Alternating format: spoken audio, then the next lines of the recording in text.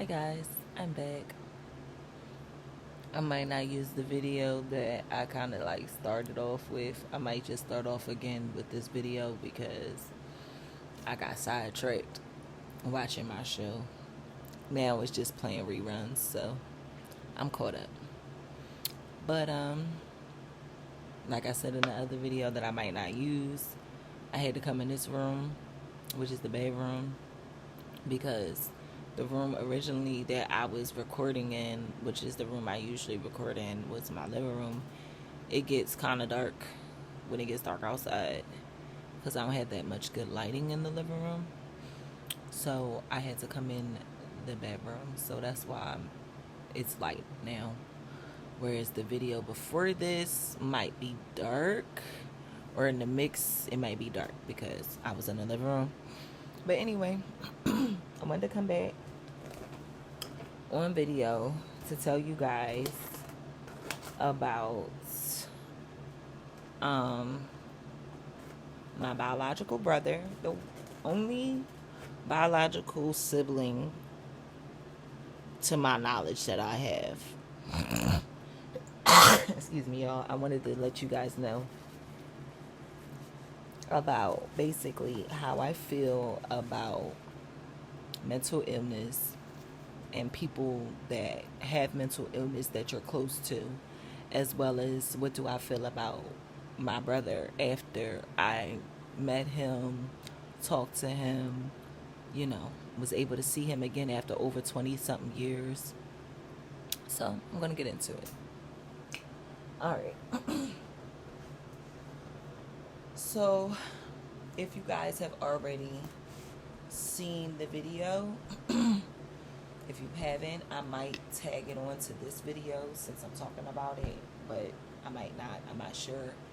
But if you watch all my videos, then I'm pretty sure that you'll run into it. I did a video talking about how, basically like introducing myself and letting you guys know about myself, letting you guys know about my family, letting y'all know about my family dynamic and how I was raised and stuff like that. So to do a slight recap for those who probably have already seen those videos and those of you who haven't, to make it make sense for y'all, as a child, I was adopted very young. I don't remember what happened or the time frame that it happened because I was that young. But I was never officially adopted. I was a foster child. But I call it adopted because, well, I stayed with my mom my whole life from, 3, 4 years old, maybe even 2. I'm not sure, that between 2 and 4 is when I got with my foster mother. And that's how I stayed with her my whole life. Thank God I was blessed enough to have only one foster parent my entire life. Unfortunately, everybody wasn't that blessed. Thank God I was. So the family that I originally came from, my biological family, I had a brother in my biological family, and that same brother was with the same foster mother that I had, but he ended up getting sent back. So that brother, whose name I'm not going to disclose, but I'm going to name him something else. I'm going to call him Reds. My brother Reds, just give y'all a little rough draft of who he is or how he is.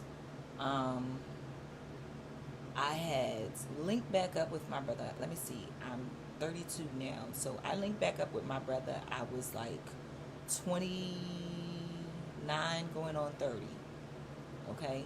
When I found him and I linked back up with him. Now let me rewind back again because I just said when I found him. So y'all probably going to be like, what do you mean when you found him? So when we were children, for a few years, he and I both lived in the same foster home. So my foster mother sent him back. And I was around probably 7 or 8, maybe, roughly, when my mother sent him back. He probably, if I was around 7 or 8, he probably was like 12 or 13, because he's like 6 years older than me. So when my mom sent him back, I felt, some type of way, because, that's the only person that I biologically knew was related to me. And then, didn't have him around anymore, so then I didn't have nobody I was biologically related to that, I knew. So from that time, around between 6 and 8 years old, all the way up until 29 years old, I had not seen. I had heard from him a couple of times, because my mom told me that he wrote me a couple of letters. But I didn't want to hear what those letters had to say, because there was a long time that he hadn't contacted me at all. And then all of a sudden he had contacted me with my grandfather. And I was like 15, 16 years old. So I'm like, why would y'all wait all these years to contact me? Something fishy about that. So that's why I never responded back, or even read the letter. My mom tried to read it to me. I told her I didn't want to hear it, so she stopped reading it. But that's basically the only way of hearing from him that I had before I found him. And so why I say I found him is, another fact about my brother is he has mental illness issues, where throughout his entire life he's been in and out of the mental institution. He has very bad issues with anxiety, a whole bunch of different psychological problems.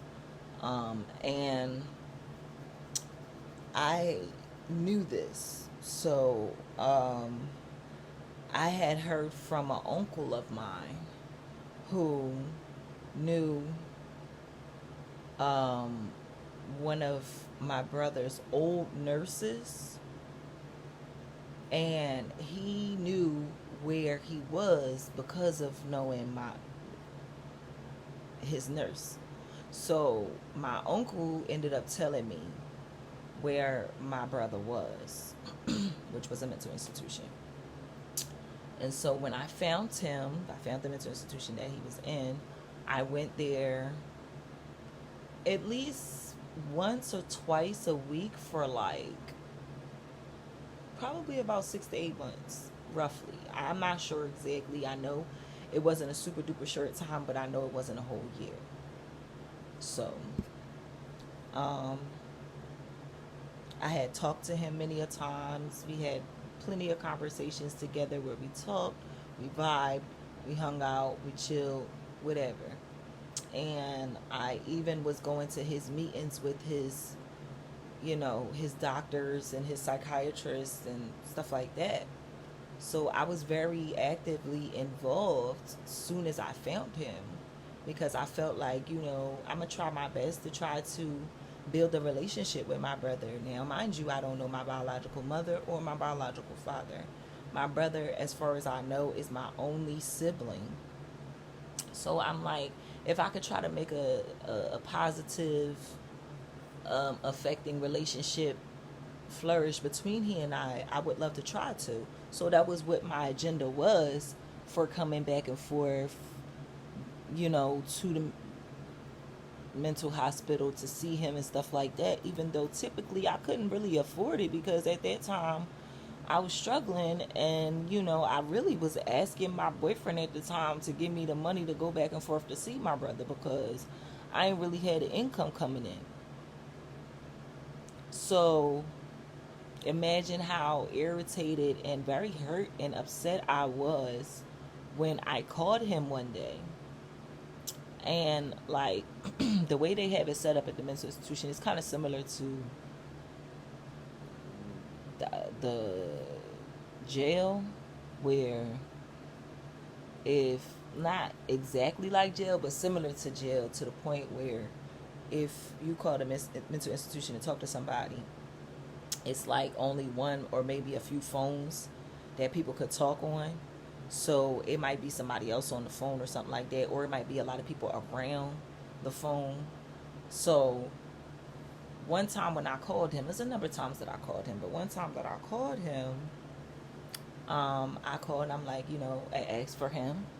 And the person on the other line was like, oh, hold on a second. And then I heard them put me on hold, but I also heard, like, in the background, I heard my brother. I heard my brother's voice. I heard him say, I don't want to speak to her right now. I don't know. I don't want to speak to something to the effect of he ain't want to speak to me. He ain't want to talk to me. So, and I heard it. So the person got back on the phone, said something about he's not available or something. And I said, oh, okay, fine. And basically after that, I made the decision to stop going to see him. Because I was like, it was a few different things that led up to me making the decision to stop going to see him. It wasn't just that one thing of him not talking to me. It was a number of different things. That was just kind of like one of the last straws that broke the camel's back type situation. And I know y'all probably would be like, well, why would you stop, Well, I ain't even tell y'all yet. I stopped going to see him after that. That was the last time. No, actually, I'm lying. That was the close one minus the last time that I went to see him, because I seen him one more time after that, and then that was the last time I went to see him.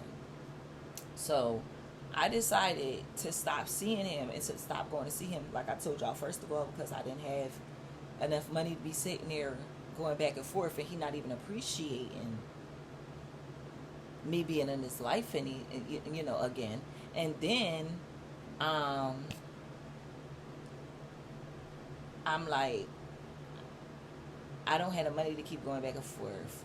You're not appreciating that you even know me and see me again, and that I'm healthy, and that we both could talk and vibe and stuff like that. And then you should be happy to see me, being as though it was so long that we weren't able to see each other, talk to each other, nothing. And there was no communication. You should be taking advantage when you get the option to communicate. And I know y'all probably like, well, didn't you say he's in a mental institution, so he has mental issues, he has mental problems, so don't you take that into consideration? Yes, I do. But I also take into consideration that people be giving people too many daggone excuses to act toxic and messed up. And I'm not about to give him no excuses. Because the thing about it is, it's not okay to act all toxic and messed up and then think that I'm going to keep coming back to you when you keep acting like that towards me. No. What I'm going to do is I'm going to snip, and I'm going to cut you loose. Because all you got is one good freaking time to tell me that you don't want to fuck with me, you don't want to talk to me, you don't want to vibe with me, you ain't feeling me like that, whatever. You got one good time. And you will never see my behind again, never hear from me again or anything, not even by accident. So that's the type of person I am, and that's the type of person I'm going to stay being, because I know that's the type of person I need to stay being, because people don't appreciate when you any other kind of way. So I just got to the point where I was just like, all right, I got to put my foot down, because I'm tired of people telling me that I'm supposed to give them excuses to act a fool or to act finicky towards me when I'm not acting that way towards you. So what the heck? How you get an excuse and I don't? I got to be oh so perfect and oh so great in how I treat you and what I do for you. But when it comes time for you to return the favor, you not expected to actually hold up your end because of whatever excuses people want to give you or whatever excuses you want to give to yourself. I'm not jumping on that bandwagon. So therefore, I'm holding that man responsible. Okay, you said you didn't want to hear from me, you didn't want to talk to me, you didn't want to speak to me, so you'll never speak to me again in your life. Boom. That's how that works. Now, mind you, it hurt me when I first realized that I had to make the decision to walk away from him, because it's like, dang, like, I already hadn't seen you in over 20 something years, and now I gotta ghost your ass like now I really gotta ghost you because you done let me know, even though you should appreciate that I was in your life again. You done let me know you don't even give a daggone that I was in your life again. You don't care. So I've come to the realization to understand and understand that when other people don't care, whether they got a mental institution, mental illness, or whatever the situation is, when they don't care and you get that just that they don't care, you stop caring. Because the only thing you're going to do to yourself is disrespect yourself and irritate your health by sitting there caring too goddamn much about people that don't give a hoot about you. And I've come to that understanding that, yo, brother or no brother, you don't want to appreciate the fact that I'm back in your life, not because you asked me to be, not because you searched for me, not because you was inquiring about me, but because I was inquiring about you and trying to see how you was doing. Alright, you'll never have to worry about seeing me again. And I will go about my life. And it's just like, that's the closest the closest relationship that I have to somebody that's that I know is mentally ill, that like literally is like officially got papers and everything. And I'm like, I'm not letting nobody slide. Because I wasn't able to be let slide. So why am I letting other people slide? So yeah, my brother, he can go buy this business too. But at the end of the day, I still have very much understanding for people that have mental illness. Like, can't nobody, as a result of mental illness being known by me to be in my family heavy, anybody that know me know, you can't talk about nobody being mentally ill in front of me in a negative way. You can't talk about anybody being mentally retarded to me in a negative way. You can't talk about anybody in a negative way associating with mental health when it comes to me. Because if you do, I'm going to correct you and come at your neck. And I believe one of the major reasons why that is because of him. And my biological mother too. I hear she's in and out of the institution too. But I've never met her. And I've been thinking, very heavy actually, about trying to maybe meet her one day, as well as my father, and find out who he is and meet him. But I realized that trying to get to know your family and stuff, you got to take it one step at a time, teaspoon shots or whatever. You can't like just overwhelm yourself, or it's gonna be too much. So that's why I'm like, I got to meet my brother. I love my brother dearly, very much so. But obviously, the love don't run that strong towards me, and that's fine. Because at the end of the day, it is what it is. I ain't seen you in over 20-something years anyway.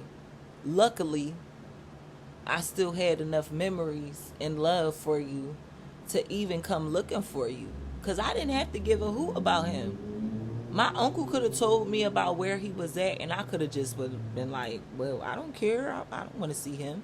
I could have been like that. But I was like, nah, I chose to go see him because I was like, let me at least try.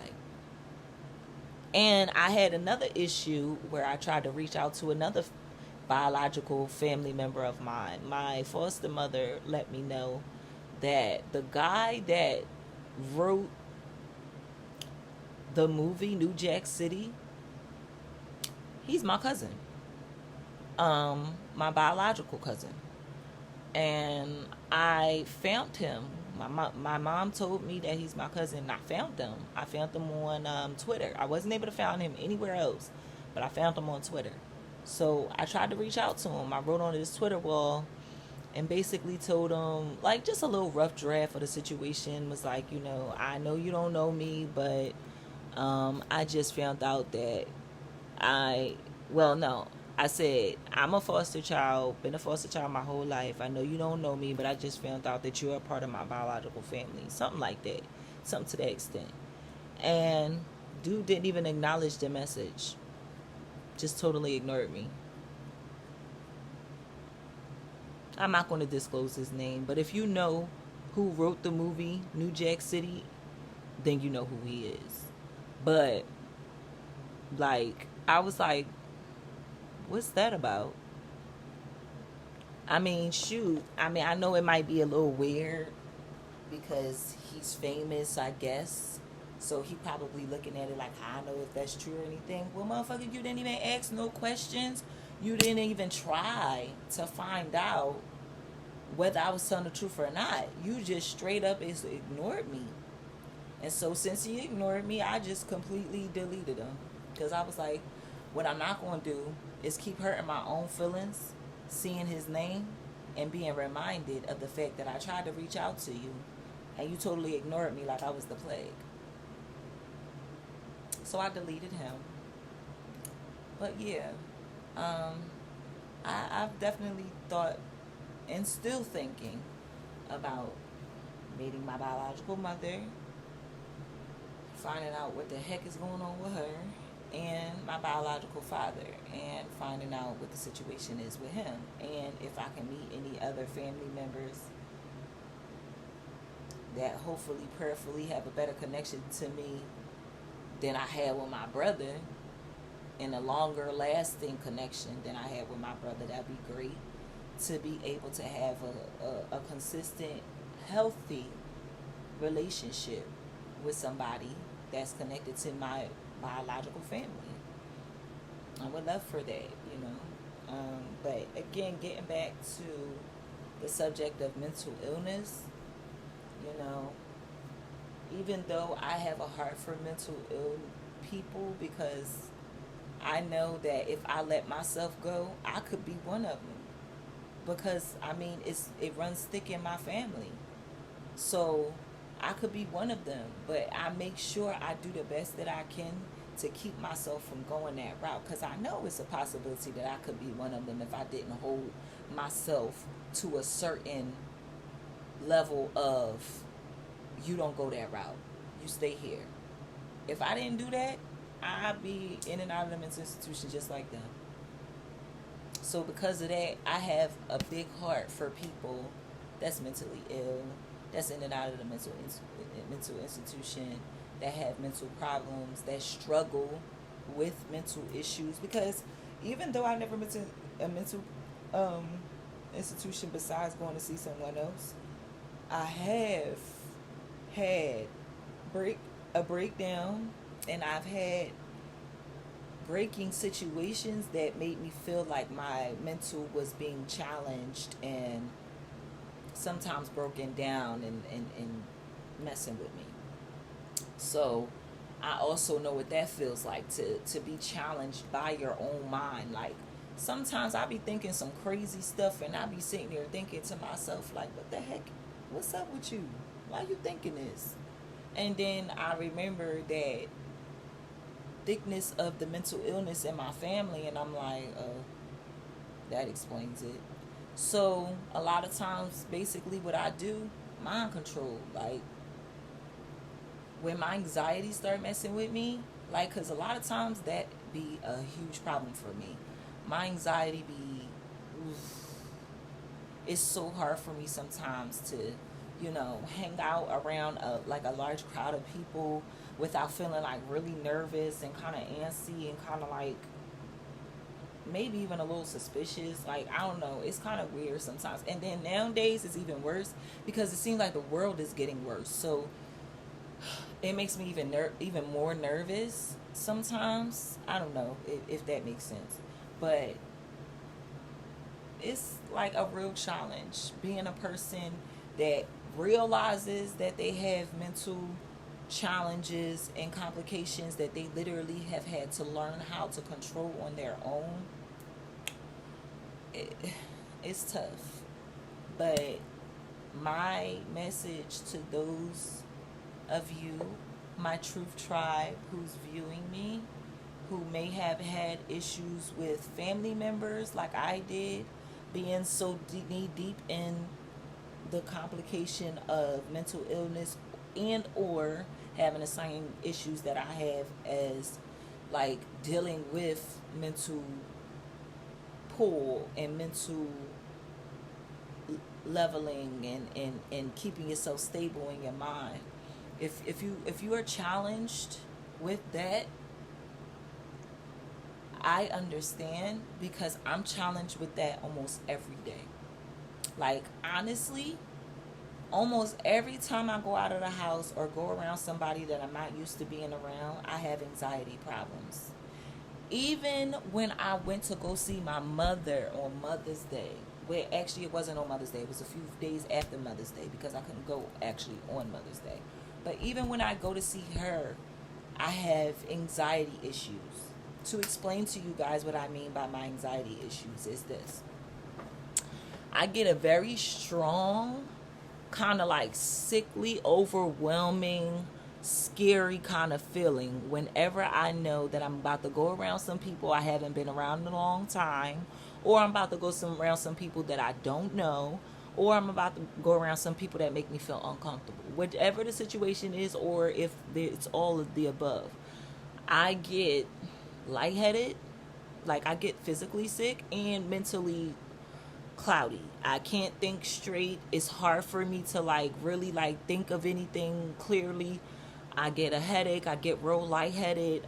Sometimes I feel like the room be spinning. My hands get sweaty. I get so nervous and so scared.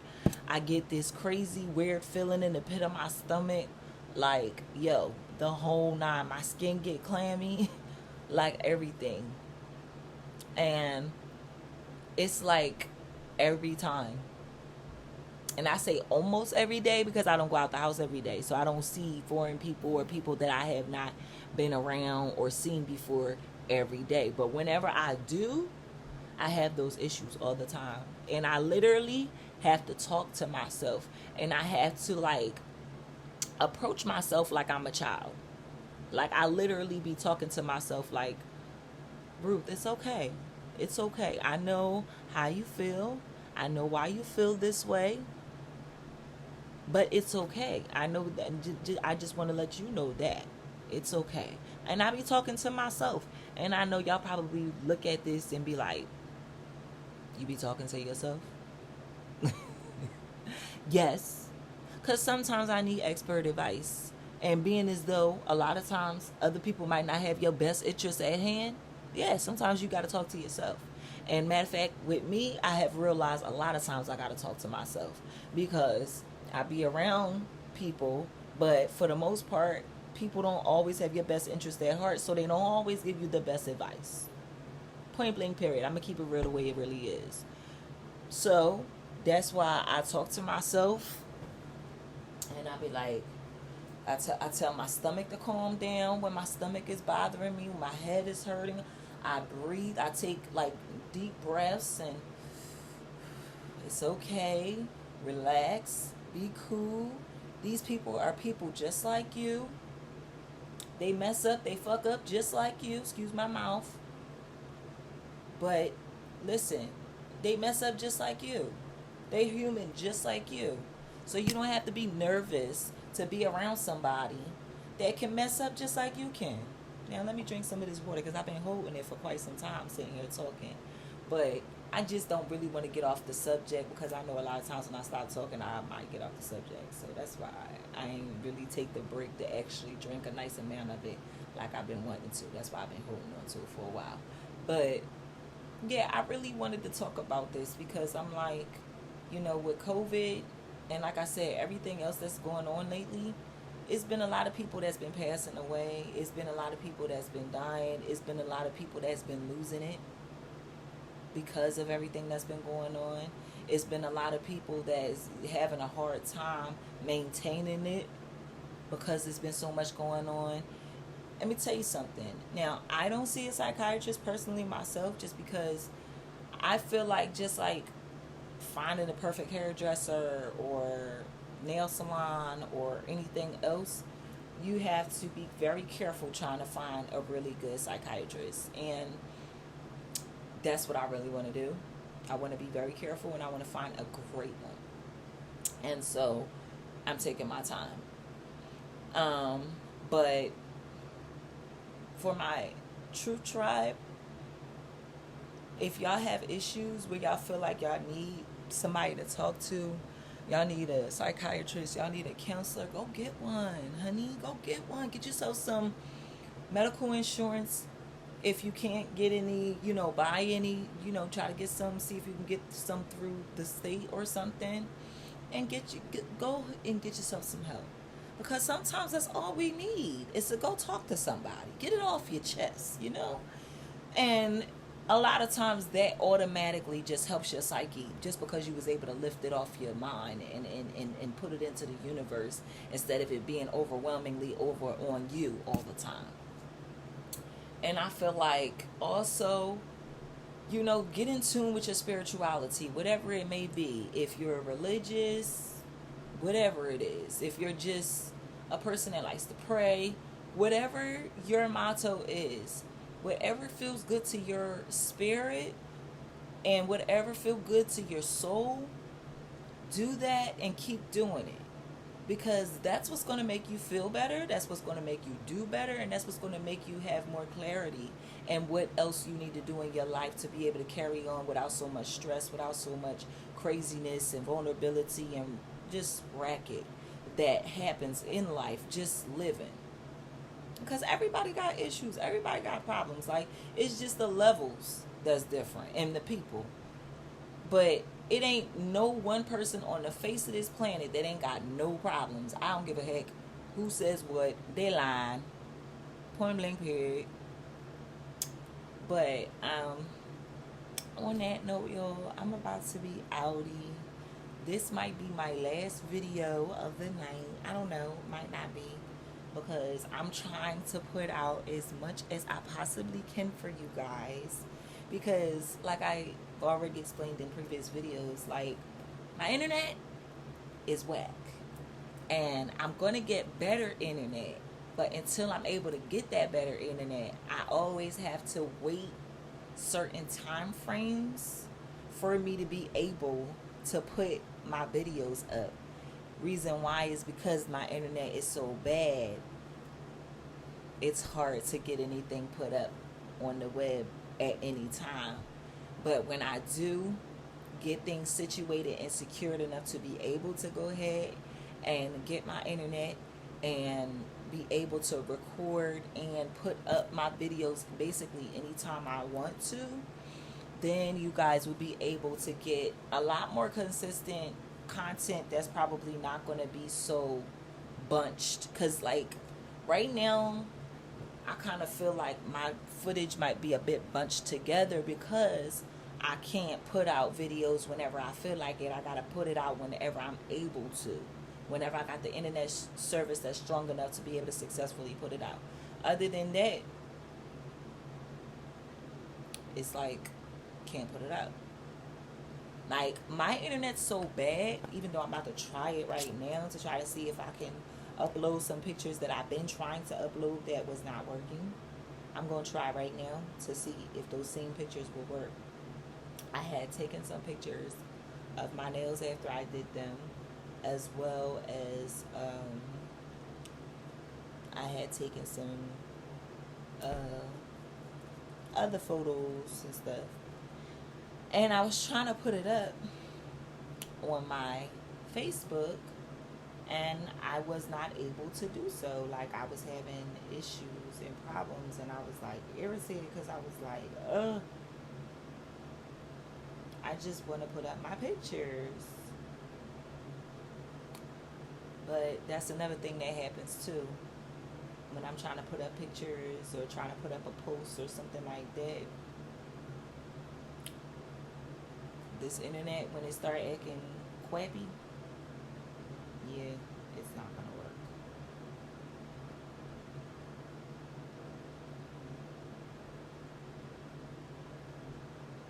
So that's the problem that I have been having.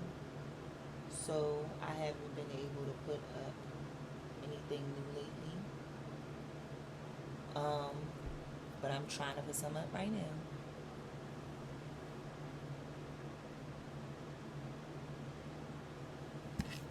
So we'll see if it goes up successfully or not. Oh, well, One went up successfully. Let's see if we can get some more up there.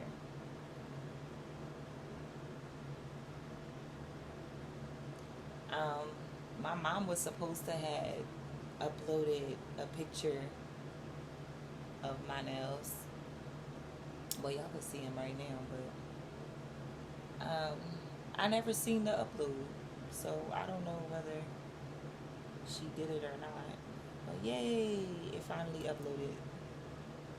And probably the reason why I finally uploaded this time is because it's recently flipped over to the point where it's new footage or whatever. I mean, not new footage, new internet. Like it flipped. You know how every month your bill starts the new cycle? It just started the new cycle, so that's probably why it's going up there now. But when it's later, it does not want to go up all the time. Sometimes it does, sometimes it doesn't.